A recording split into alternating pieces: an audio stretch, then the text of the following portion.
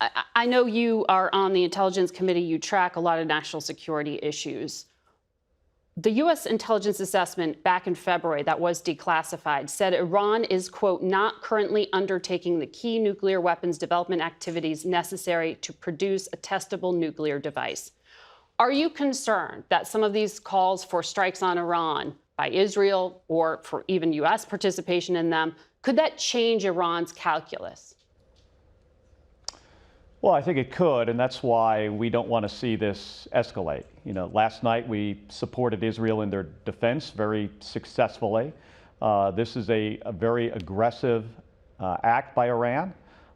They've been, doing this for months now through their proxies, but now directly from Iranian territory. So this is significant. We don't want to see this escalate into a wider conflict. At the same time, I am constantly looking at the Iranian nuclear weapon capability. They could get pretty close pretty fast if they chose to do that. But they have not, as yet, decided to make that political decision. That is our intelligence community's analysis of this. Okay. And I would agree with that. Okay. In a poll that was taken before this Iranian reprisal, Democrats' support for sending weapons to Israel has dropped from almost half to a third since October 7th, according to our latest poll that we released today. Democrats are now more sympathetic to Palestinians than to Israelis. Are you concerned that Israel's conduct in this war in Gaza and the use of U.S. military equipment is going to hurt President Biden in November?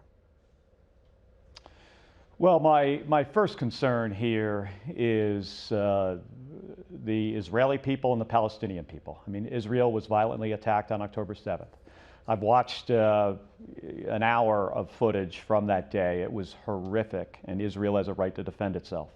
The way this has been conducted in Gaza, I have serious concerns. I've expressed those. Just most recently, about a week ago, with the Israeli Prime Minister about what happened with the World Central Kitchen. Reckless act and irresponsible, and they need to do better. We provide them with significant aid, and we're going to need to provide them with more, by the way, here because of what happened last night. We're going to need to replenish their rounds.